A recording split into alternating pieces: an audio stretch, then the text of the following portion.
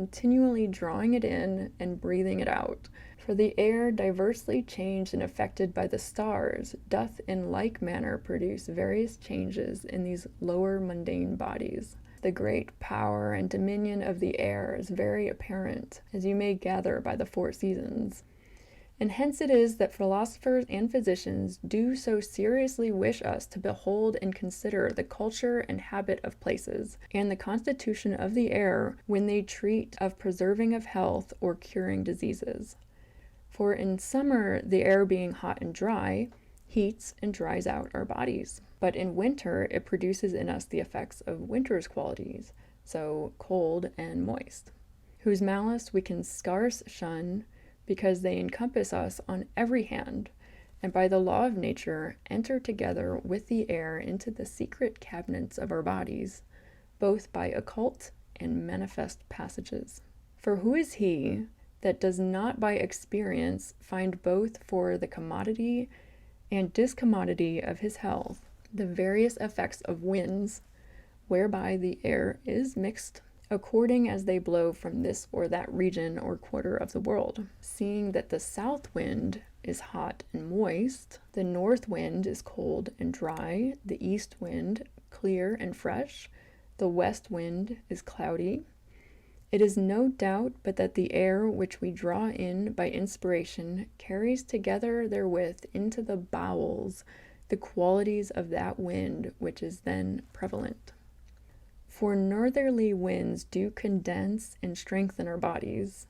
and makes them active, well-colored, and daring, by resuscitating and invigorating the native heat. But southern winds resolve and moisten our bodies,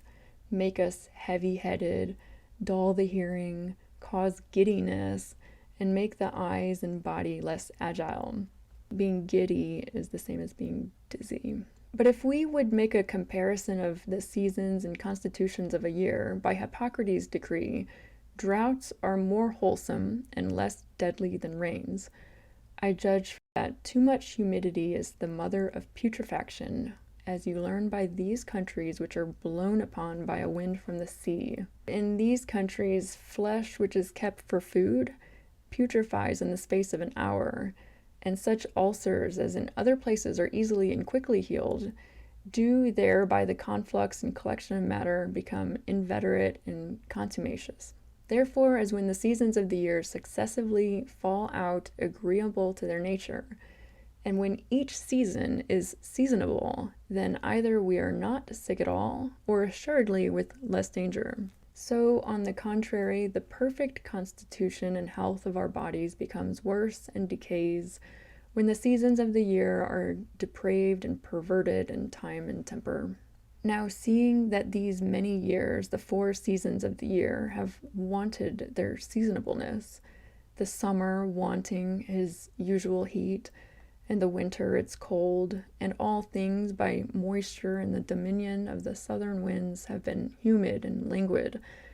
I think there is none so ignorant in natural philosophy and astrology who will not think that the causes of the malignity and contumacy of those diseases which have so long afflicted all of France are not to be attributed to the air and heavens. For otherwise, whence have so many pestilent and contagious diseases tyrannized over so many people of every age, sex, and condition?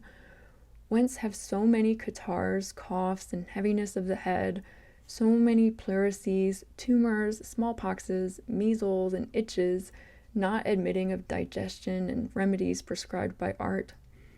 Whence have we had so many venomous creatures as toads, grasshoppers, caterpillars, spiders, hornets, beetles, snails, vipers, snakes, lizards, scorpions, and ests or nudes? Hence also proceeds the infirmity of our native heat and the corruption of the blood and humors whereof we consist, which the rainy south wind has caused with its sultry heat. Wherefore in these last years I have drawn little blood, which has not presently shown the corruption of its substance by the black or greenish color, as I have diligently observed in all such as I have bled,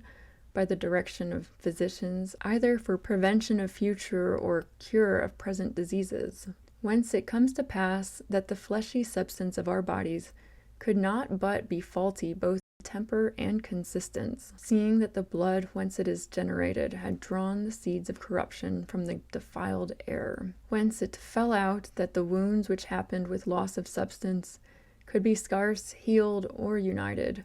because of the depraved nature of the blood. And lastly of all, such as have their bodies replete with ill juice will not easily admit to cure. Therefore, seeing all these things, both the putrefaction of the air and depraved humors of the body,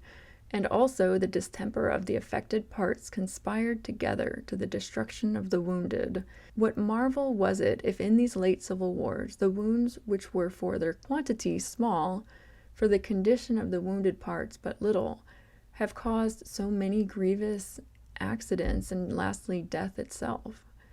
especially seeing that the air which encompasses us, tainted with putrefaction, corrupts and defiles the wounds by inspiration and expiration,